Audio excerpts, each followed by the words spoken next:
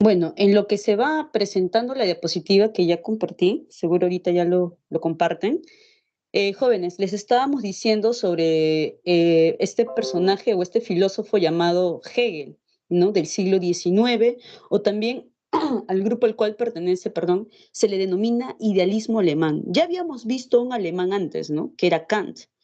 También era idealista en parte, aunque habíamos visto que él hace una síntesis de estas dos posiciones de la nociología, ¿no?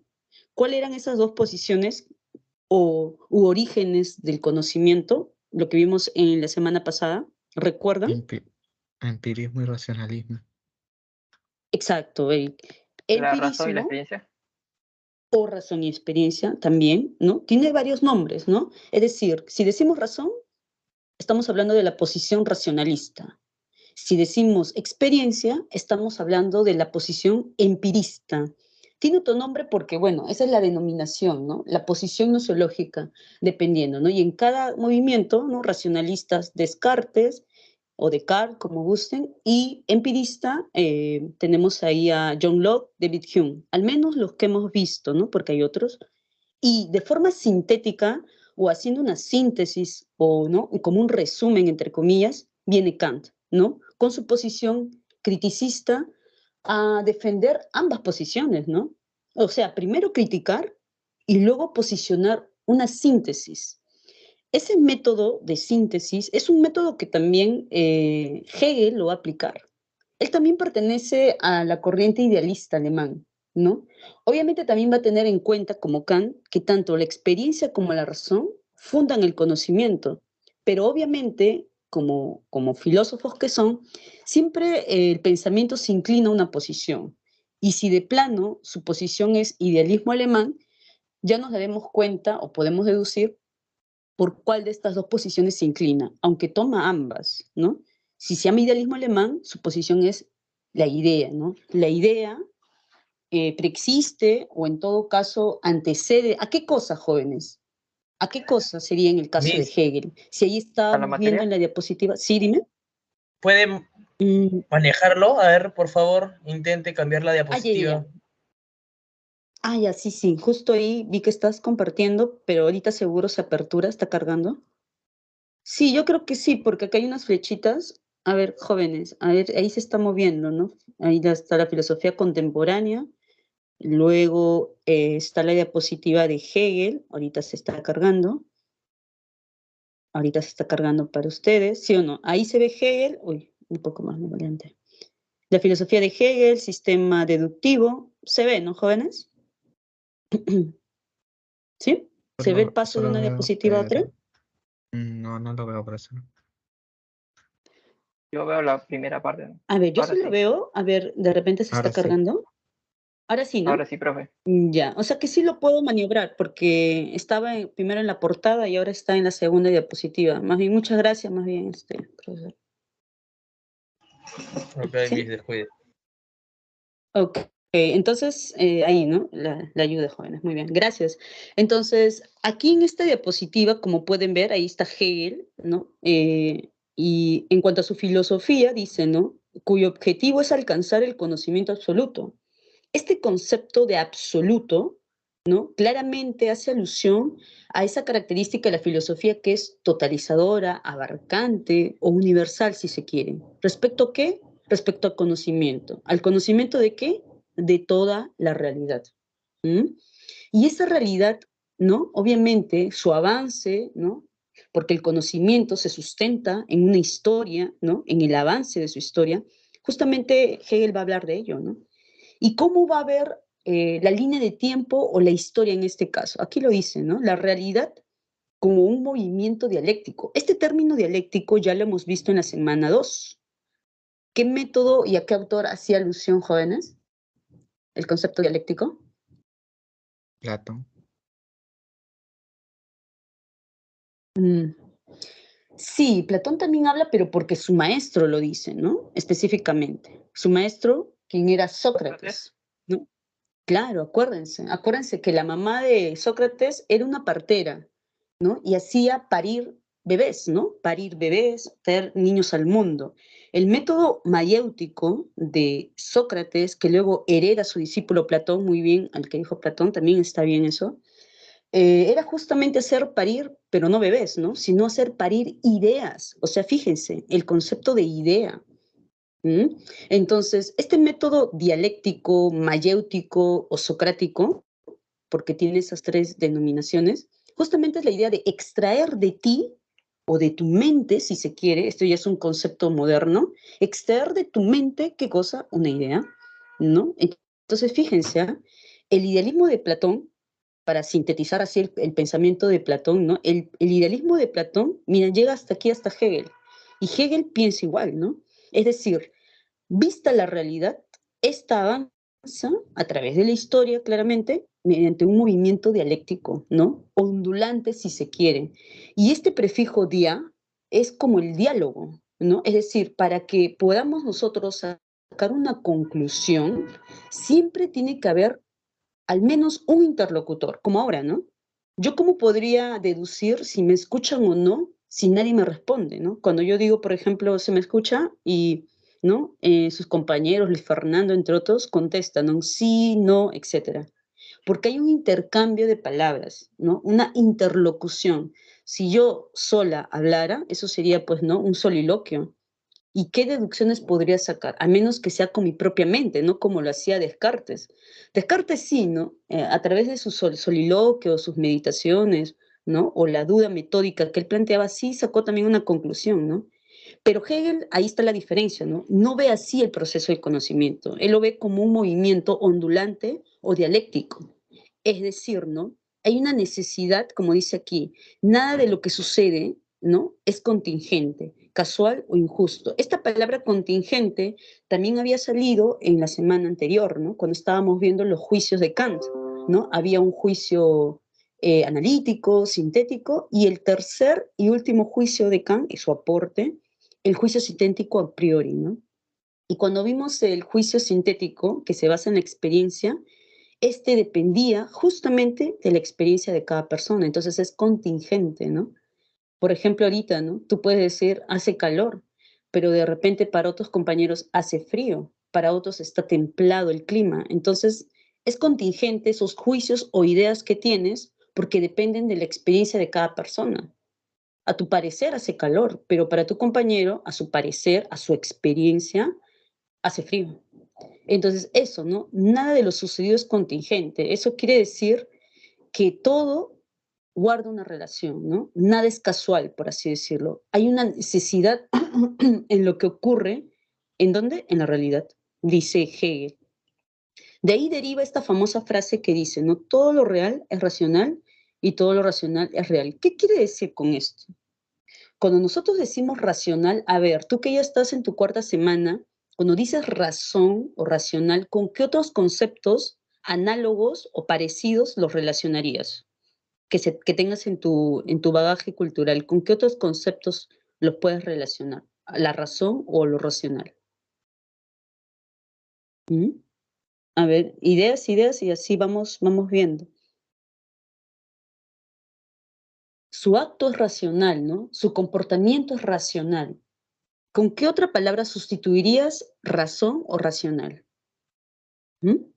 ¿Un sinónimo o una palabra análoga a ella? ¿Cuál serían, jóvenes? Porque ahí en la PPT dice, ¿no? Lógico. Muy bien, lo lógico. Es racional su comportamiento, es lógico su comportamiento, ¿ves? Eso es un sinónimo o una palabra análoga. Y claro, a eso se refiere justamente Hegel, que todo lo que sucede en el mundo, no hay nada que escape a esa lógica. Todo tiene un porqué o en todo caso un para qué, porque él va a apuntar a una meta, ¿no? A una meta, que es la libertad, ¿no? Acá dice, por ejemplo, el mundo no es absurdo, ¿no ves? Absurdo sería lo no lógico, pero como dice que es real y racional, es lógico para Hegel, ¿no? El mundo es lógico y no solamente lógico, sino que así tiene que ser, es necesario. ¿Qué cosa? Todos estos enfrentamientos o choques, ¿no? Que han habido a lo largo de la historia, ¿no? Nomás piensa en tu curso de historia. ¿Qué relaciones, ¿no? Como de repente depende también del sílabo, del curso. Por ejemplo, ustedes ya han visto los inicios de la historia, esto de la comunidad primitiva, los inicios de la historia. ¿Ya han visto esa Sí, parte? profesor. Claro, profe. ¿no? Entonces, claro, ¿cuál es una característica, en una o dos palabras, cuál es la característica de una comunidad primitiva, por ejemplo? En una o dos palabras.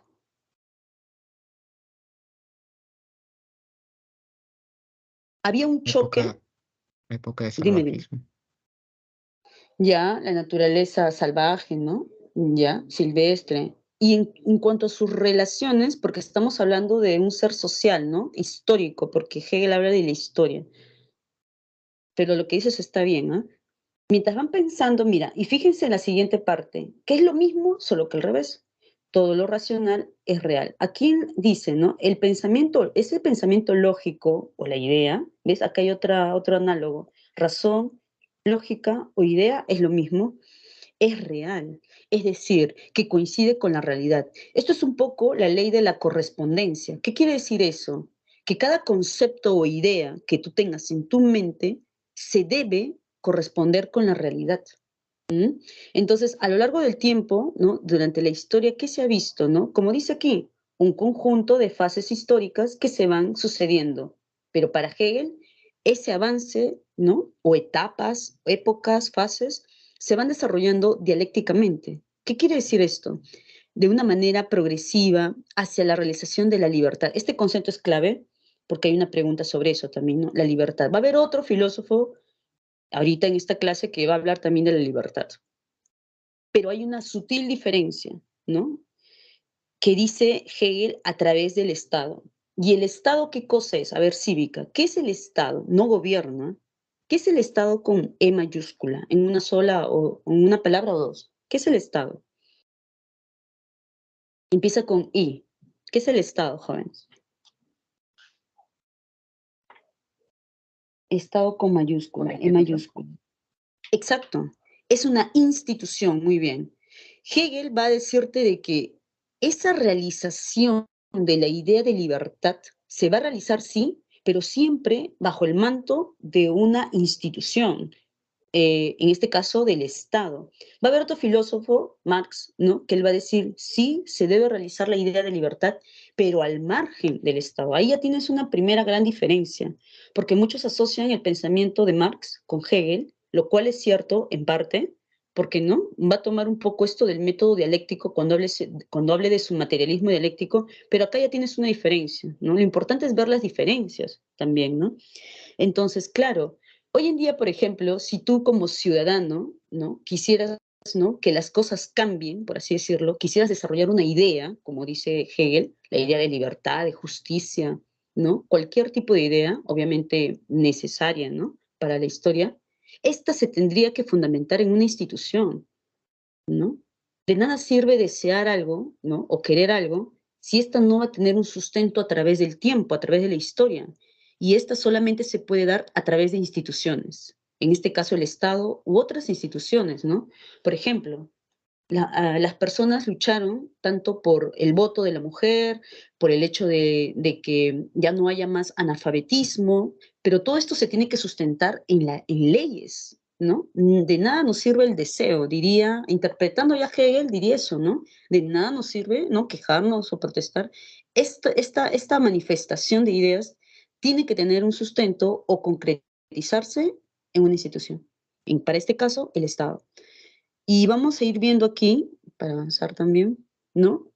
Ese método que él plantea, porque él te dice que la historia se sucede así, ¿no? De manera dialéctica, ¿no? Hay una tesis, esta es la famosa dialéctica hegeliana, ¿no? Tesis, antítesis y síntesis, que planteándolo esto en un diálogo, ¿no? Porque acuérdate que la dialéctica es diálogo, ¿no? Siempre en un debate, por ejemplo, habrá una persona que afirme algo, por ejemplo, ¿no?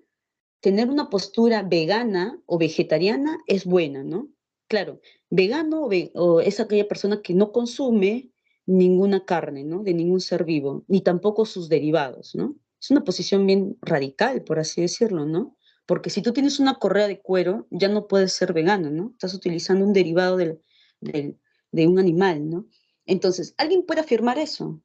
Y por otro lado, en un debate, alguien puede negar eso, ¿no? Sí es necesario el consumir carnes, ¿no? Por los nutrientes que se tienen. Entonces, tú como espectador estás viendo esa lucha de ideas, ¿no? Ese debate en contienda. Unos afirman y otros niegan esa afirmación. Eso es la antítesis, ¿no? Lo contrario a la afirmación.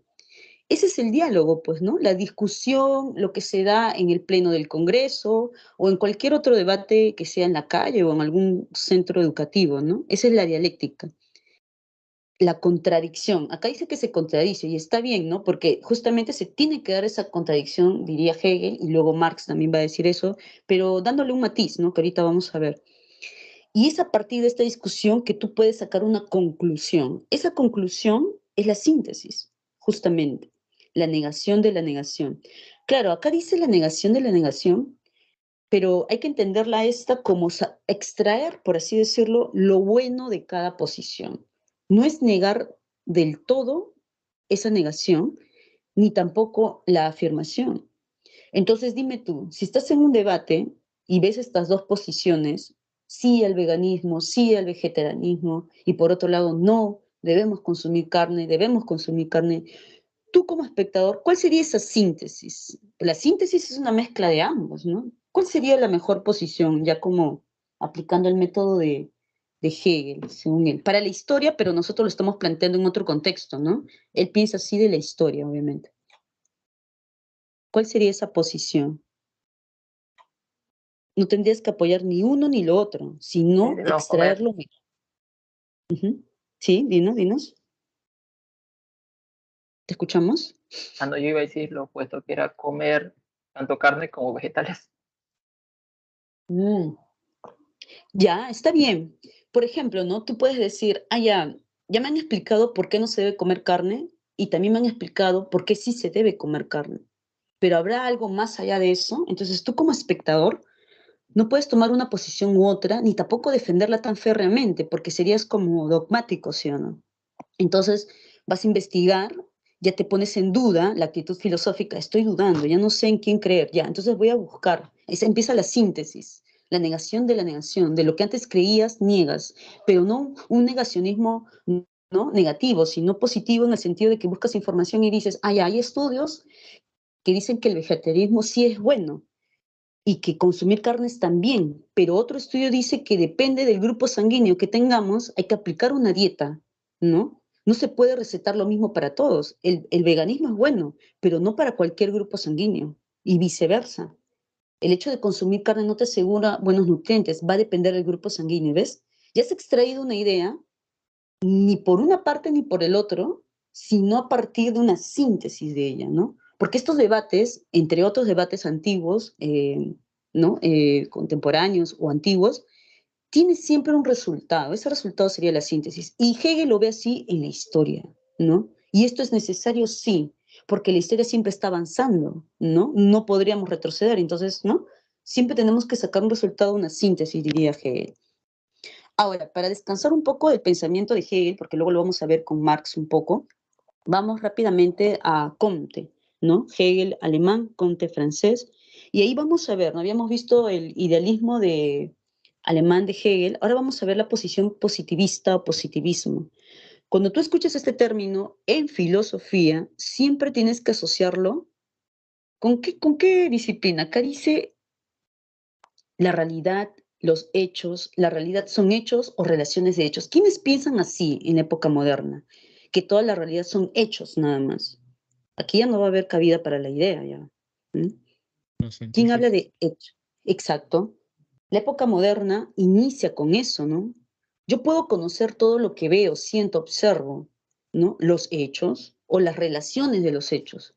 Eso mismo es el positivismo, ¿no? Por lo tanto, podemos deducir que va a rechazar toda postura metafísica, es decir, más allá de esta realidad o de los hechos, sí, ¿no?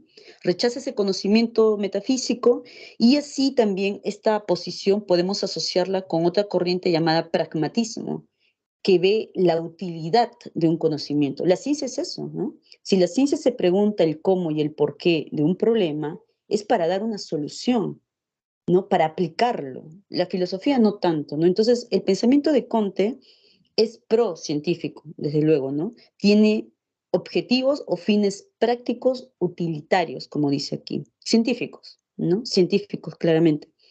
Entonces, obviamente que rechaza ese tipo de conocimiento absoluto de Hegel, porque acuérdense, el hecho de que Hegel dijera de que la filosofía es un saber absoluto, eso implica que estudia toda la realidad y la ciencia no procede así, ¿no? El positivismo o la ciencia de hoy en día procede bajo especialidades, ¿no? Si alguien te dice que es botánico, tú entiendes de que esa persona, ¿no? Analiza, ¿no? El reino de las plantas. Si alguien te dice que es vegetariano y así sucesivamente, ¿no? Nadie te va a decir que el conocimiento que posees es absoluto, aparte que es desmesurado decir eso. Pero Hegel sí lo hizo, claro, ¿no? Hegel se atrevió a decir eso porque, claro, él está defendiendo el estatus de la filosofía como un saber que lo abarca todo. Porque acuérdate, él, mira, su pensamiento es del siglo XIX, las ciencias ya estaban. Entonces la ciencia, así como la filosofía opacó el pensamiento de fe, ahora la ciencia está opacando el pensamiento filosófico. Y como buen filósofo, Hegel está defendiéndolo, ¿no? Porque si hay ciencia, ¿para qué nos sirve la filosofía, no? Entonces ahí viene la contienda también, ¿no? El versus.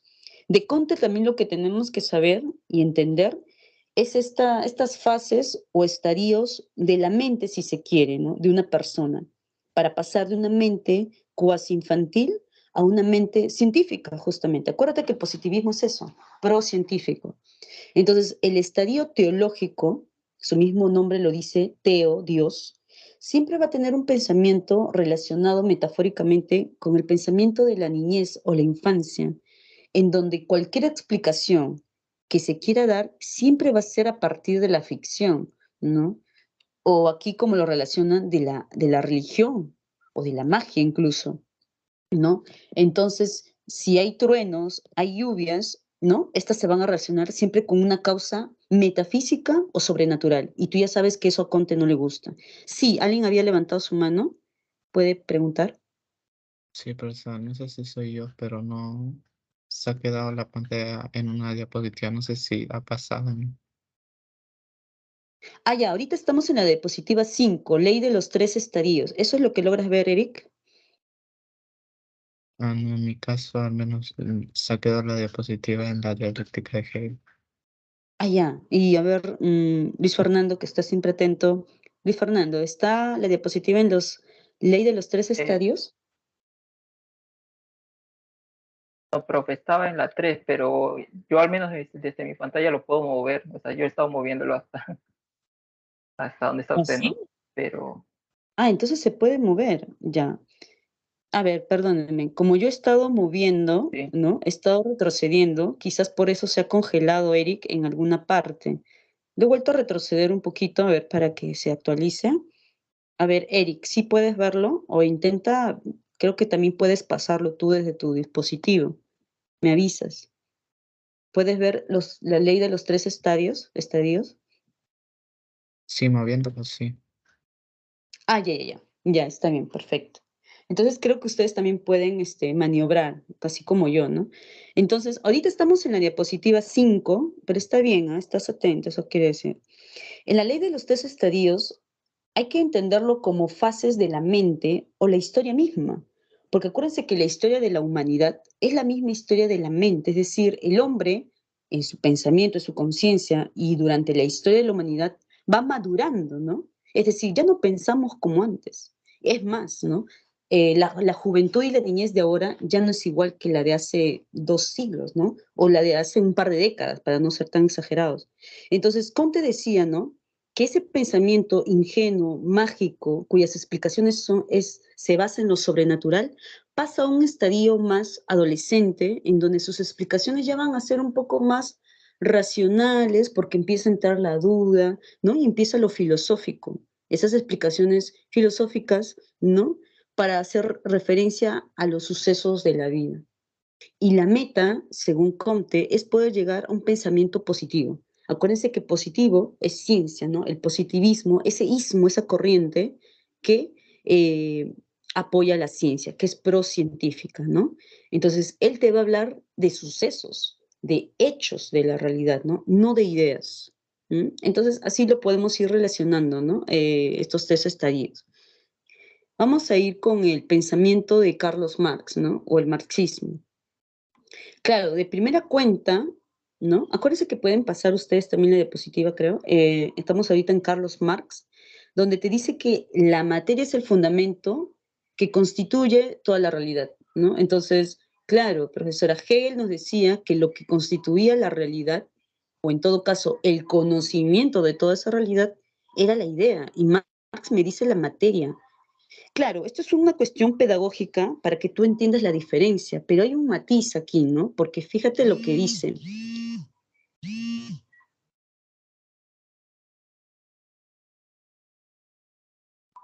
Fíjate. Sí me logran escuchar, ¿verdad, no, jóvenes? ¿Me avisan, por favor? Hola. Sí, profesor. Ay, Sí se disculpe. escucha, profe. Sí, lo que pasa es que me entró una llamada y lo colgué y, bueno, se había apagado acá. Entonces, lo que te decía era de que, ¿no? Hay que hacer un matiz aquí. Si bien es cierto que dice materia, ¿no? Carlos Marx o el marxismo va a tomar en cuenta que el conocimiento se funde en la materia, sí, por eso se llama materialismo dialéctico, pero tú ya sabes lo que es la dialéctica, entonces no va a ser tan tajante, ¿no? Dice, sea esta de carácter concreto o abstracto, ¿ves? Ahí tienes la gran sutileza. Esa realidad puede ser tanto concreta, es decir, material, o abstracta, es decir, aquello que no puedo tocar o ver, es decir, el pensamiento. Hay un poeta peruano, ¿no? Que escribió, ¿no? España parte de mí este cáliz, poemas humanos. ¿Quién fue, jóvenes? También escribió Paco Yunque, narrativa, ¿no? Paco César Yunque. Vallejo.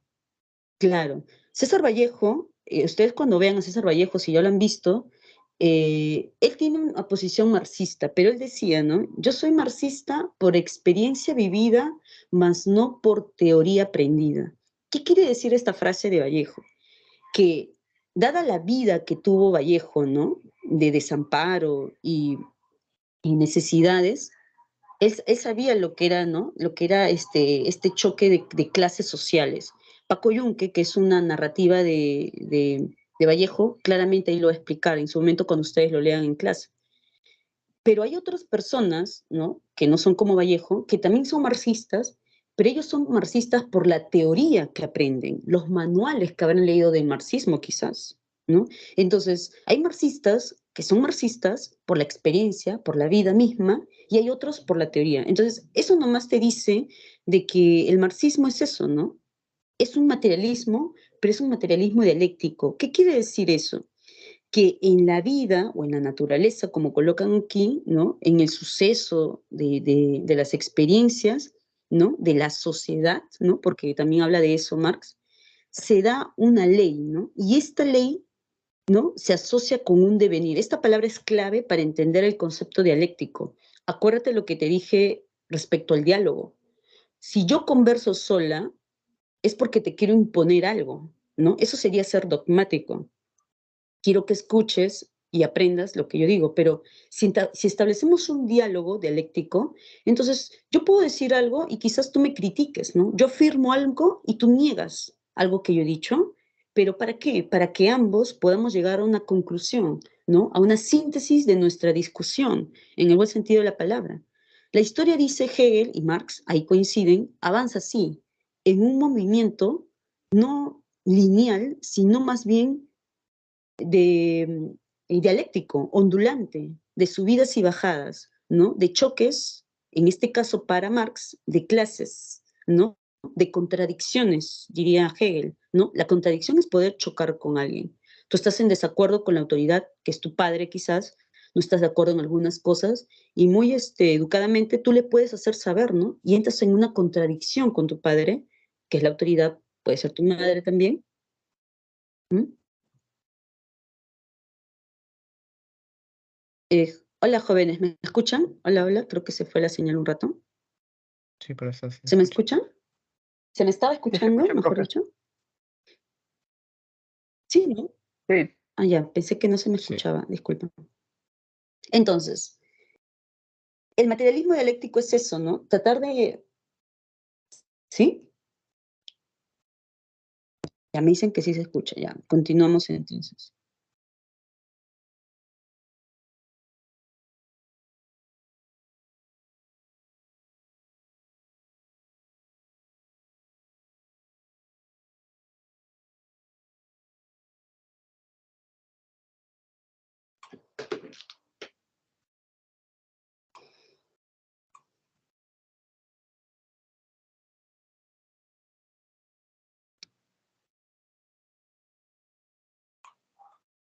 Jóvenes, preguntaba si se me lograba escuchar. Eso es lo que quisiera saber, porque hace un ratito no los escuchaba. Estaba preguntando. Creo que preguntó 2 veces, ¿no, profesora? Sí, ¿no? No, Para... ¿Me es avisan, que por favor? Ahí sí, estoy es que avanzando.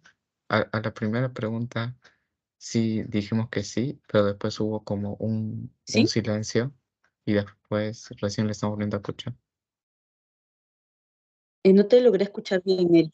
Perdóname, no te llegué a escuchar bien. No sé si puedes repetir tu pregunta. No, dice que sí, sí la escuchamos, pero en ese lapso de tiempo entre la primera pregunta y la segunda pregunta de confirmación, sí la escuchamos, hubo como un silencio.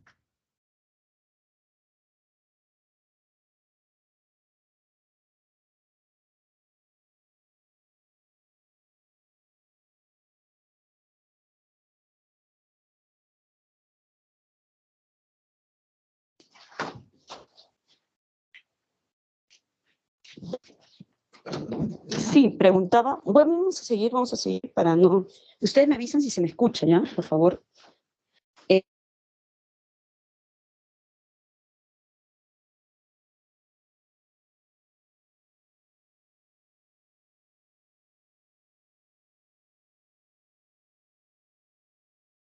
Profesora, ¿Se no me la logra escuchar, escuchó. chicos? ¿Jóvenes?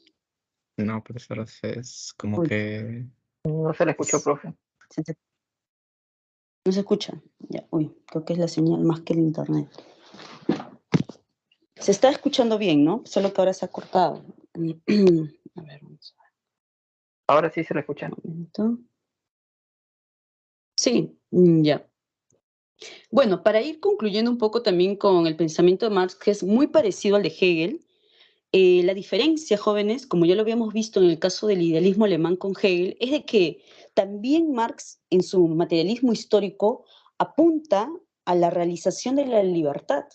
Porque, claro, justamente así ha avanzado la historia, ¿no? Ustedes mismos lo han dicho. En primera instancia había la comunidad primitiva, luego había esta relación de producción de esclavismo con esclavo, luego también el señor feudal con los campesinos o los siervos, y el último, bueno, o al menos en el que vivió con los obreros, o también llamado, ¿cómo se le llama esa clase? Que son de obreros jóvenes, que seguro ustedes han visto en burguesía. la burguesía y los obreros, o la burguesía y él, ahí había, Proletariado. exacto, el proletariado. Entonces, la idea de Marx, ¿no? Es volver justamente, o que avance la libertad, ¿no? Y no puede haber libertad en una sociedad en donde unos manden sobre otros. ¿Y cuál es ese poder? La propiedad privada. La idea de Carlos Marx es justamente eliminar eso. Pero ese querer, así como también Hegel quería, ¿no? Que se desarrollase el espíritu absoluto o la razón absoluta o la idea absoluta, no va a ser a través de una institución o Estado, como sí lo pensaba Hegel, ¿no? Él es institucionalista, Hegel sí lo es, pero Marx no, ¿no? Porque justamente también es otro medio de opresión. Para Marx sería eso. Entonces, él dice, tiene que avanzar o realizarse la libertad, pero en una sociedad igualitaria, ¿no? Sin Estado, para así poder llegar a la igualdad, ¿no? Sin propiedad privada, ¿no? El problema es cuando, ¿no? Hay la propiedad privada y surge la injusticia. Eso sería un poco Marx, ¿no? A diferencia de Hegel. Es como que ambos desean lo mismo, pero con diferentes medios. Pero sí ambos creen en esta sucesión de la historia de manera dialéctica, ¿no? En las relaciones. Para el caso de Marx, relaciones sociales, ¿no? Por eso habla de un ser social que se define, valga la redundancia, a través de las relaciones de producción, que no es otra cosa que el trabajo. Y el trabajo sustenta tu conciencia social, va a decir él, ¿no? Es decir, entonces va a depender mucho lo que realices, lo que trabajes para despertar esa conciencia, diría Marx, ¿no? Bueno, siguiendo un poco con el tema de la filosofía del siglo XIX, ya para terminar con Nietzsche, en este caso vamos a hablar de Nietzsche, de un pensamiento, ¿no? Hegel, idealismo alemán, ¿no? O idealismo absoluto, Comte, el positivismo, Marx, el materialismo, que puede estar en sus métodos materialismo dialéctico e histórico. En el caso de Nietzsche, otro alemán, tiene varios nombres sus posturas, ¿no? Algunos lo denominan vitalismo, otros voluntarismo e incluso irracionalismo, ¿no? ¿Por qué? En el caso del vitalismo, claramente ese prefijo vita o vital, mejor dicho, habla sobre la vida. No la vida biológica, sino el gozo de vivir, por así decirlo, ¿no? Entonces, la ética que propone Nietzsche es un gozo de vivir basado en un cambio de valores, ¿no? ¿Y cuáles son los valores que están presentes, ¿no? Al menos en el siglo que vivió Nietzsche? Acuérdense que él murió en 1900, ya justamente iniciando el siglo XX. O sea, él prácticamente vivió toda la mitad o la última mitad del siglo XIX, ¿no? Entonces, la religión cristiana era a través del cual se transmitían los valores. Y él proponía un cambio de estos, ¿no? Lo que él llama la transvaloración. Ese prefijo trans es cambio o transformación o sustitución de esos valores. ¿Qué valores o qué moral? La moral del Señor o del superhombre, como él lo llamaba también, ¿no? Una ética del superhombre o una moral del superhombre o los valores del superhombre implicaba todo lo contrario a la moral cristiana. Entonces, en la moral cristiana, ¿qué tenemos de valores? Tenemos, en primer lugar, la compasión, la piedad, la humildad, el amor a los desvalidos, ¿no? Aquellas personas necesitadas, ¿sí o no? Nietzsche dice, todo eso hay que cambiarlo. ¿Por qué? Porque todo eso no hace sino alejarse del desarrollo de este superhombre. ¿Y por qué abogaba por el superhombre Nietzsche? Porque dice que el superhombre es justamente el desarrollo de una vida gozosa, o como él llamase, dionisiaca. Y aquí también el término dionisiaco se contradice con el término apolíneo, y hay un balance ahí, ¿no? Jóvenes, ¿se me logra escuchar? ¿Se me está escuchando lo que digo? ¿Me avisan, por Sí, favor? profe, sí se la escucha bien. Sí, sí se Ah, escucha. ya. Ah, ya. Ahora, entrando al tema de Dionisos y Apolo, aquí también hay como un balance, ¿no? Una balanza. Por ejemplo, ahorita ustedes, de lunes a sábado, están en modo apolíneo, es decir, en su mente, en su conciencia, prepondera la razón, la medida o la mesura, el orden, ¿no? El estudio. Dionisos es como la fuga de escape, ¿no? Es decir, como toda persona, no todo es estudio, no todo es trabajo, hay momentos en que hay que, ¿no? Distraerse, porque Dios o el dios Dionisos es el dios del vino, ¿no? De la diversión, justamente de la desmesura. Tú de lunes a sábado no puedes ser desmesurado, ¿no? Tienes que estar a tus clases, hacer las cosas que te competen, pero de repente domingo te puedes relajar un poquito, entonces esa sería la moral dionisiaca, como ahora, ¿no? Entre cada clase tienes recesos, porque así es la mente, ¿no? La mente no puede ser puro Dionisos, dice Nietzsche, ni puro Apolíneo, ¿no? Tiene que haber un balance. Entonces, en este caso, Nietzsche va a estar también en contra de las instituciones, ¿no? Así como Marx, en esa parte coinciden, porque dice que no permite el desarrollo de este superhombre, ya que te limita, ¿no? Te limita. Entonces, él apoya todos los valores que sean pro vida, pero este término pro vida hace alusión a esos valores, ¿no? De superioridad, ¿no? A la no compasión, al desarrollo de uno mismo, ¿no? Al desarrollar tu potencial, ¿no? Entonces, de repente, si tú eres muy bueno en matemáticas, desarrollar eso, ¿no? O en letras, desarrollar eso. Pero en cambio, una institución siempre desarrolla tu debilidad, ¿no? Siempre la religión cristiana o otras instituciones ven más tu debilidad que tu fortaleza y trabajan en tu debilidad. Porque si no eres tan bueno en una materia, ahí están, ¿no? Dicen. Pero más bien dice hay que trabajar en tu fortaleza, ¿no? en lo que eres bueno y desarrollar eso, ¿no? Entonces, el ser un poco el superhombre, dice Nietzsche, implica un poco de riesgo y peligro. Un poco no, mucho riesgo y mucho peligro, ¿no? Como dice la canción, vivir ya es un riesgo. Y solo aquellos que se atrevan a tomar ese riesgo merecerán, ¿no? O pertenecerán al grupo de los superhombres, diría Nietzsche. Esa es la moral que él propone, ¿no? Entonces, por eso también tiene otra teoría, un mito sobre el eterno retorno, ¿no? Él pone a prueba cómo va tu vida y te pregunta, ¿no? Si en algún momento tuvieras la oportunidad, ¿no? De repetir toda tu vida, ¿lo harías? ¿No? ¿Tú repetirías toda esta vida hasta el momento, ¿no? Que tienes 15, 19 años quizás. Y si tu respuesta es no, entonces Nietzsche te diría, entonces no estás viviendo la vida que deseas. No estás viviendo para el gozo de la vida, sino que eres un débil, diría Nietzsche, ¿no? Porque la idea de vivir es vivir al máximo. Tanto así que si alguien te diera la oportunidad de repetir tu vida otra vez y otra vez, el eterno retorno, tú dirías sí, con gusto lo viviría una y otra vez, ya que es esta la vida que me gusta y que elegí vivir. Pero si tu respuesta es no, quizás entonces no estás viviendo lo que tú desees, ¿no? Y entonces, ¿qué vida es esa?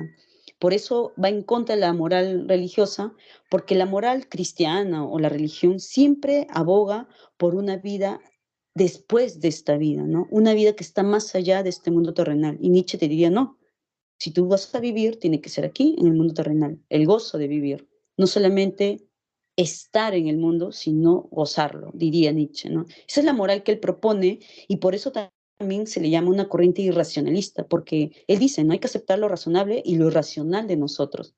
Acuérdense que los griegos, ¿no? Hasta antes de los trágicos eran irracionalistas, pero luego con la llegada ¿no? de la filosofía, acuérdense, ¿no? El paso del mito al logos, ¿no? De este pensamiento animista, ¿no? Pasa a lo racional, ¿no? Y te vuelves racional, te vuelves adulto, serio, avergonzado, diría Nietzsche, de tus propios instintos, ¿no? Nietzsche aboga por esa naturaleza instintiva, natural, primitiva del hombre, ¿no? El gozo de vivir. Pero ya a partir de la filosofía, dice, ¿no? Con Sócrates, Platón, ya deviene en una religión. Nietzsche lo ve así, ¿no? Ese es su modo de ver la historia, ¿no? Bueno, vamos a ir entonces con las preguntas. Todos tienen ahí de seguro su material, ¿sí o no? Entonces vamos a ir con la primera pregunta. Bueno, vamos a ver hasta dónde podemos leer algunas, unas 2 o 3 preguntas para poder deducir, y luego las demás ya les dicto la clave, ¿no? Pero acuérdate que siempre en las preguntas de ECO hay un preámbulo, ¿no? Una antesala para situarte en el tema y luego a partir de una parte de toda esa antesala, ahí está la respuesta. Solo que la antesala es justamente para ver cómo tú deduces o infieres la respuesta, ¿no? Entonces vamos a ir con eso. Un ratito, vamos a ver aquí. En la primera parte, a ver, por ejemplo, tú que ya estás revisando, hojeándolo, ¿qué tema es? Porque hemos visto cuatro filósofos, ¿no? De este siglo, del siglo XIX.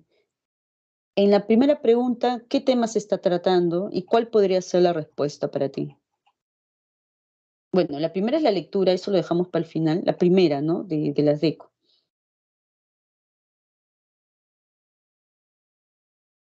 El Mira, hay un primero sería personaje, sobre el, dime, el primero ¿sobre sería qué? sobre el voluntario. Claro, ¿no? Porque hay un joven, dice Luis, que la felicidad no puede alcanzarse en esta vida material, pues el ser humano básicamente padece penalidades y sufrimientos, los cuales a su vez deben servirle como un medio para lograr la verdadera felicidad en otro mundo, ¿no? En otro mundo. ¿Quién pensaba así? A propósito de esta opinión, Nietzsche, ¿qué diría respecto a esto, no? Nietzsche, ¿qué pensaría de Luis, no? O sea, cuando él dice que acá solo hay sufrimiento y que la felicidad estará en otro mundo, ya que aquí todo es padecimiento y sufrimiento, al parecer. Nietzsche, ¿qué le diría a este joven Luis? ¿Que aquí solamente hay sufrimiento? ¿Que la felicidad no está aquí, sino en otro mundo? ¿Eso le diría Nietzsche? Con su pensamiento vitalista no creo, ¿no, jóvenes? Para Nietzsche, ¿dónde está la felicidad, jóvenes? ¿En otro mundo o en este mundo? En este mundo. en este en mundo. este mundo, ¿no? La E. Claro, la E de cajón, claro. Solo existe una vida, Luis, la vida mundana, por lo que la felicidad tiene un carácter terrenal. No la vas a encontrar en otro lugar, le diría, ¿no? La E, la una es la E, claramente.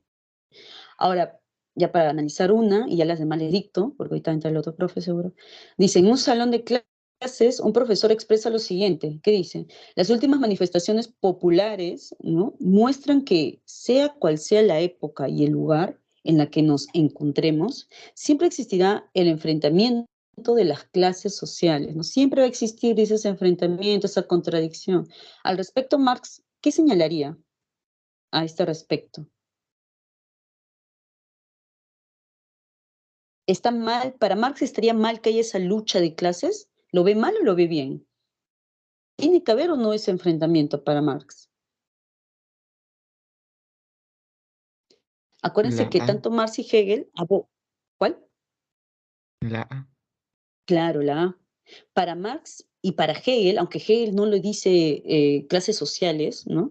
Eh, relaciones históricas, ¿no? De ideas, diría Hegel, pero obviamente que esto es necesario, ¿no? Necesario que haya esa contradicción, de lo contrario no habría ese avance y no se llegaría, para Marx, ¿no?, a ese punto del comunismo, donde todo sea común y no exista la propiedad privada, ¿no?, según este pensador. La A, ¿no? La lucha de clases sociales es necesaria para la instauración de esa etapa llamada comunismo, ¿no? Bueno, jóvenes, entonces voy a pasar a dictar las claves para que ustedes puedan ir leyendo y corroborando, ¿no?, comparando.